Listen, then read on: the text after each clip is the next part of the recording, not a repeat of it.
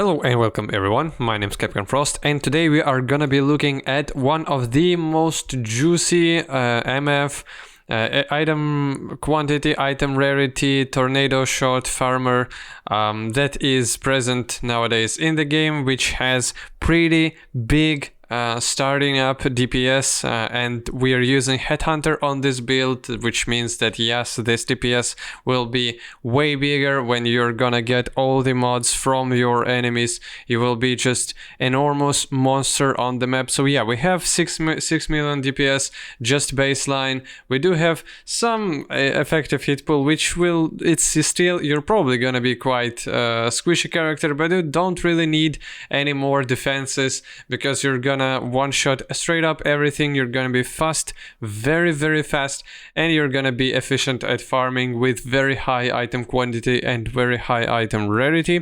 So this character is taking upon an existing character, so this is his profile on the PoE Ninja. As you can see, it was one of the first level 100s tornado shots, or otherwise it was one of the first 100s characters that then spec'd into tornado shot, because not really many people starting up with tornado shot. It's not the best skill for you to play as a league starter, and this build is gonna be very expensive. As you can see, it has Headhunter, it has Progenesis, it has a bunch of different very good items, Calandra's Touch, Eyes of the Great Wolf, with your quantity and global defenses. It has just, there's just like Awaken and Enlighten, a bunch of very expensive things, but if you want an exceptional MF IIQ, IIR farmer that is very fast, that is very efficient at farming all your divination cards or all your apothecaries and other good stuff, then you definitely want to see this build. So again, a short disclaimer, it's not a league starter build, it's not a build for like a casual player, because you probably wouldn't really be able to farm out all the different currency that is required for this build to work. But if you are the person who just has this bank, who wants to make even more divines, then this build is definitely for you to look at. So yeah, I guess now let's go and see what do we have here. So we have 11 arrows for tornado shot. We do have this DPS, we do have this effective hit pool, which will be multiplied. It all will be multiplied when your Headhunter goes to work. And then when it comes to the we're gonna go and just look a bit at talent tree, see what talents are we taking in short. Then we're gonna go for skills, then we're gonna go for items, why and when are we going for different stuff there. And this is gonna be it. So here, as you can see, we're taking as much, and it's everywhere. It's not only on talent tree, we're everywhere. We're trying to target mana reservation efficiency of skills as hard as we can possibly get. As many, like this stat is very valuable for us, because slapping auras on top of your character that is with Headhunter and with a bunch of projectiles from tornado shot is just one of the best things for you to do. Then we're taking a bunch of jewel slots. Of course, we're going for cluster jewels as well. As you can see, only one cluster up here.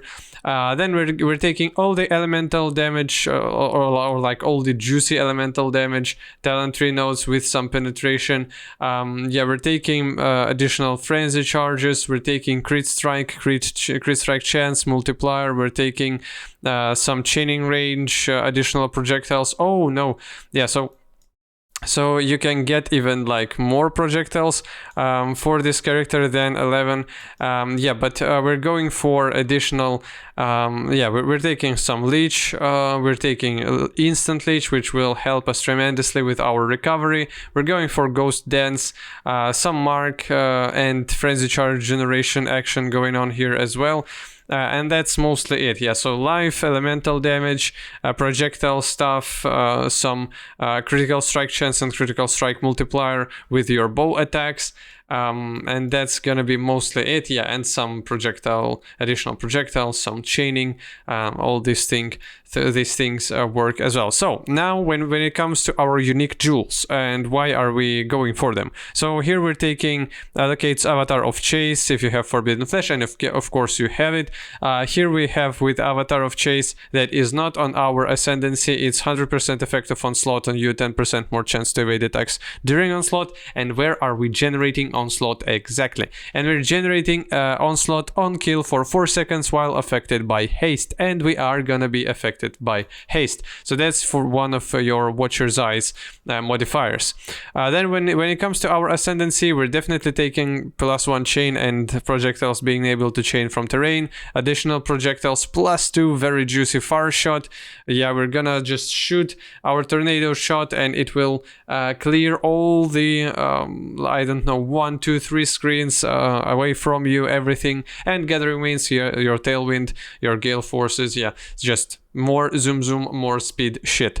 And then yes, so when it comes to our Watcher's Eye, what are we taking here as well? Lightning damage is leashed as energy shield while affected by wrath, which is, yeah, it definitely with some stuff that you're gonna get from mobs. With Headhunter you will get some energy shield. It's gonna be like 2-3k, even more if there are more rare enemies, and then you will reach that energy shield, which is quite good as well. And then you were taking critical strike chance while affected by hatred. It's baseline crit strike chance, which is very, very good.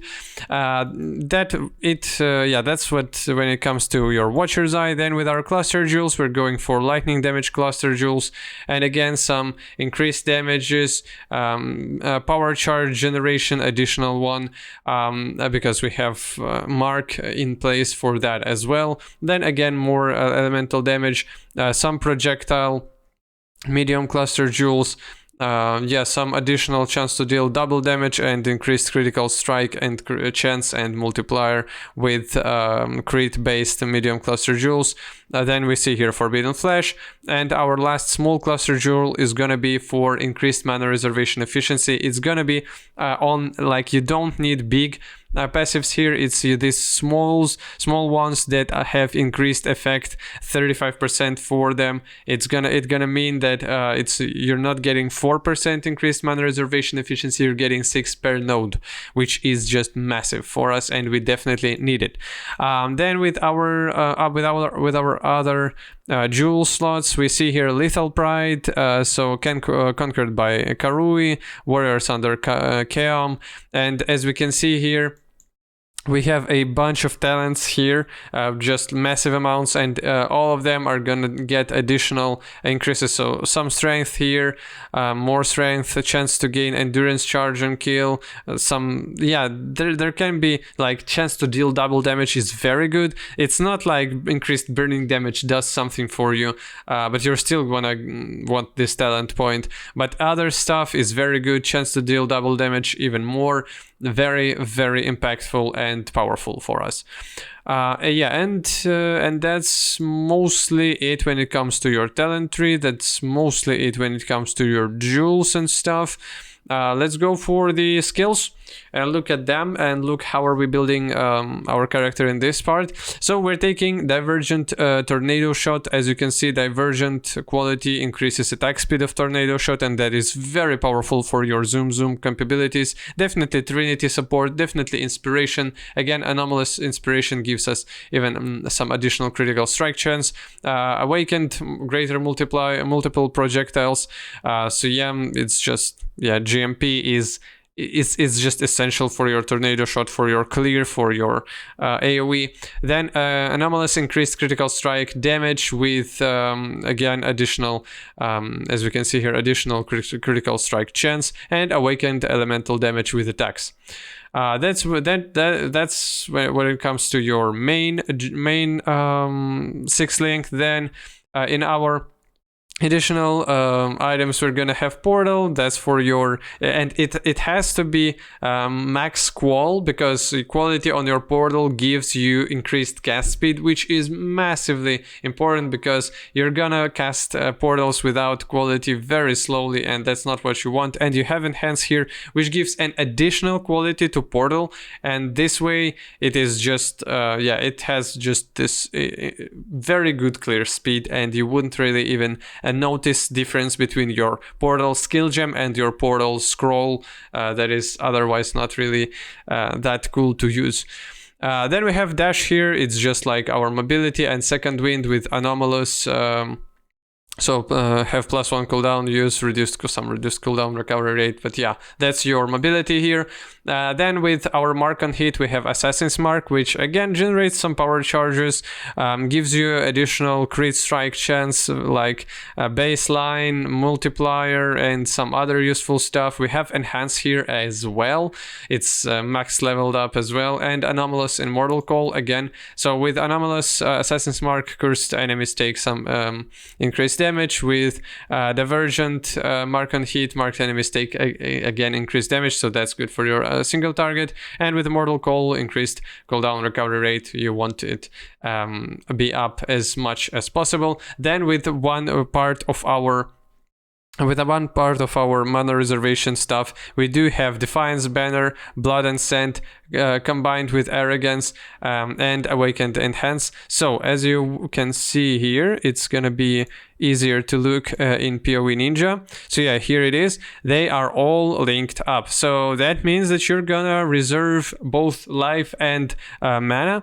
And that's not gonna be a huge loss for us. And also you can see here we do have unreserved life only 61%. We do have only 2000 life left, but with all the ramp up from the Headhunter and stuff like that, we will still have enough defenses for us to go through maps and insta clear everything. Then when it comes to our other 6 link, we do have here a bunch of other reservation stuff. So Awakening and Enlighten maxed out, which is just massive for your reservation multiplier. We have Herald of Ash, Herald of Purity, and Herald of Purity is anomalous and minions have chance to taunt. Then Petrified Blood, which is anomalous as well, and Herald of Ice with Purity of Elements. So Purity of Elements has divergent quality. You and nearby allies damage penetrates some ally resistances, which is very, very good as well. Herald of Ice for your additional just splash damage and stuff like that. Then Petrified Blood, Anomalous one. So a big bunch of your life is gonna be prevented and lost in 4 seconds instead of rather than in like instant. And this is gonna be just one of the biggest buffs for you in terms of defensive. So yeah, all the damage that is gonna be dealt to you is gonna be spread out thinly through the time, and you will have your leech going on, and it's just gonna be very good. Then we do have Herald of Purity and Herald of Ash here as well. And our last stuff is Elemental Weakness that we have as Curse on Touch on our gloves. If I recall correctly, so on Sedima Touch, you see here curse enemies with Elemental Weakness on hit. So this is very good as well. This way you don't need to use any other curses and stuff like that on your enemies. Okay, let's go for our items then. So we're taking here a massive Fizz DPS bow, as you can see here, 1200 Fizz DPS, very high attack speed, very high baseline crit strike chance, and it's a spine bow, which is very good base for that stuff. So yeah. You do have +2 additional arrows as well, which will help you with your clear tremendously. It's going to be very powerful. Then as our quiver, we're taking here As you can see, there is just a bunch of implicit, so increased global crit strike chance, multiplier, some physical damage, extra damage of random element. Then we do have a bunch of flat fees, multiplier, life, bow attacks fire, an additional arrow, and yeah, just additional damage overall. Then with our helmet, we do want to have here as much mana reservation efficiency for skills as possible. Tornado shot fires an additional secondary projectile, some chance to suppress spell damage, some life, armor and evasion as well, and chaos resistance, and again increased mana reservation efficiency in the mods of in explicit mods of the item itself, with some additional reduced mana cost of attacks that can be very, very useful as well for your character. Then with our body armor, we do have Assassin's Garb, so that's high evasion rating base. Some +1s, socketed gems are supported by level 20 item rarity, which will be very good for you as this MF character. You can apply an additional curse, which means that your Assassin's Mark and your elemental weakness are gonna be able to be used together, and then you have some chance to suppress spell damage, additional baseline crit strike chance for your attacks, some additional rarity, and life.